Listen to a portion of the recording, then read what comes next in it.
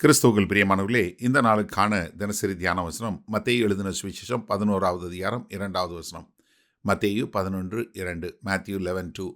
அத்தருணத்தில் காவலிருந்த யோவான் கிறிஸ்துவின் கிரியைகளை குறித்து கேள்விப்பட்டு தன் சீஷரில் 2 பேரை அழைத்து, இப்போ யோவான் சாணகன் என்ன இருக்கிறாரு? காவலில் இருக்கிறாரு. எங்க? நம்ம மத்தேயு 4வது அதிகாரம் 12வது வசனத்திலே பார்க்கிறோம். யோவான் காவலில் வைக்கப்பட்டான் என்று இயேசு கேள்விப்பட்டு கலிலேயாவுக்கு போய் அங்கே எல்லா இடங்களையும் பிரசங்கம் பண்ண ஆரம்பிச்சிடறாரு.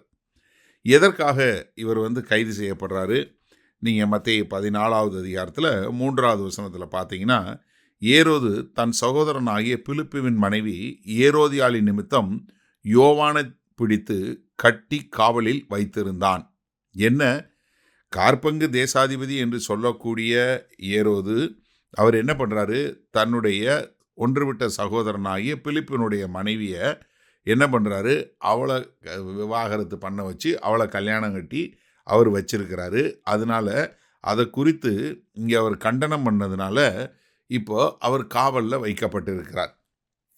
அப்போ இங்கே காவலில் வைக்கப்பட்டிருக்கிற யோவான் என்ன சொல்கிறாரு? நீங்கள் போய் கேளுங்க என்று சொல்லக்கூடியதா. யார்? தன்னுடைய சீஷரில் 2 பேரை கூப்பிட்டு, நீங்கள் மார்க்கு 6வது அதிகாரம் 17வது வசனம். ஏரோது தன் சகோதரனாகிய பிலிப்பின் மனைவி ஏரோதியாளை தனக்கு மனைவியாகி கொண்டபோது யோவான் ஏரோதை நோக்கி, நீர் உம்முடைய சகோதரன் மனைவியை வைத்துக் கொள்வது நியாயமல்லவென்று சொன்னது நிமித்தம் ஏரோது சேவகரை அனுப்பி யோவானை பிடித்து கட்டி காவலில் வைத்திருந்தான். என்ன? அங்கே இப்போ கர்த்தராகிய இயேசு கிறிஸ்து தான் மேசியா என்று தனக்கு வழியை ஆயத்தப்படுத்த வந்த யோவான் ஸ்நானகன் என்ன பிலிப்புடைய மனைவியை ஏரோது வைத்திருந்தார் என்பதனால அங்கே அவர் சொல்லக்கூடிய ஒரு காரியம் என்னவா இருக்குது? நீங்கள் செய்தது தவறு, இது சரி கிடையாது அப்படின்னு சொல்லக்கூடியதா. நீங்கள் இந்த ஏரோதுனோடனே குழம்பிடாதீங்க. பெரிய ஏரோது, ஹேரோட் த கிரேட் அப்படின்னு சொல்கிறவர் இல்லை. இது அவருக்கு பின்னாடி வந்த காற்பங்கு தேசாதிபதினா என்ன? ஏரோதனுடைய தேசம் 4ஆக பிரிக்கப்பட்டது. அந்த 4ல் ஒரு பங்கு யார்கிட்ட இருந்தது? ஏரோது அந்திபா, ஹேரோட் ஆன்டிபாஸ் என்று சொல்லக்கூடிய அந்த ஏரோது அந்திபா தான் பிலிப்புன்னு என்று சொல்லக்கூடிய இன்னொரு பிலிப்பு, அதாவது இன்னொரு காற்பங்கு தேசாதிபதி பிலிப்பு இருக்கார். அவரில் இந்த பிலிப்பினுடைய மனைவி ஏரோதியால் இவர் வைத்து கொண்டது நிமித்தம் அங்கே கடிந்து பேசக்கூடிய காரியம். அதனால தான் யோவான் சாணகன் கைது செய்யப்பட்டு காவலில் இருக்கிறார். இப்போது யோவான் சாணகன் என்ன? இயேசு கிறிஸ்து செய்யக்கூடிய அதிசயங்களையும் அற்புதங்களையும் கேள்விப்பட்டு அவருடைய கிரியைகளை கேள்விப்பட்டு அவருக்கு இருக்கிற சீஷர்கள் 2 பேர் நம்ம பார்க்குறோம். யோவான் 3வது அதிகாரத்தில் ஞானஸ்தானம் கொடுக்கும்போது ஏரோதினுடைய யோவான் சாணகனுடைய சீஷர்களுக்கும் இயேசு கிறிஸ்துனுடைய சீஷர்களுக்கும் சண்டை வரக்கூடிய காரியத்தை பார்க்குறோம். அப்போ யோவான் சாணகனுடைய சீஷர்கள் என்ன 2 பேரை கூப்பிட்டு அவங்கள போய் ஒரு காரியம் கேட்க சொல்கிறார். சரியா? சரி, இந்த நாளில் இந்த வசனத்தை நம்ம எப்படி எடுத்துக்கொள்வது? நீங்கள் கர்த்தராகிய இயேசு கிறிஸ்துவுக்கென்று வாழும்போது, அவருடைய ராஜ்யத்துக்கென்று உண்மையாக வாழும்போது சில நேரங்களில் நீங்கள் கைது பண்ணப்படலாம். எப்படி யோவான் சாணகன் காவலில் வைக்கப்பட்டது, அதாவது நீதியை குறித்து பிரசங்கம் பண்ணும்போது அநீதியான மனிதர்கள் என்ன பண்ணுவாங்க? தங்களுடைய வாழ்க்கையை திருத்தி கொள்ளாமல் அநீதியை குறித்து கண்டித்து பேசக்கூடிய நீதியுள்ள வார்த்தைகள் சொல்லுகிற குரல் வலையை நெரிக்கக்கூடியவங்களாக இருப்பாங்க.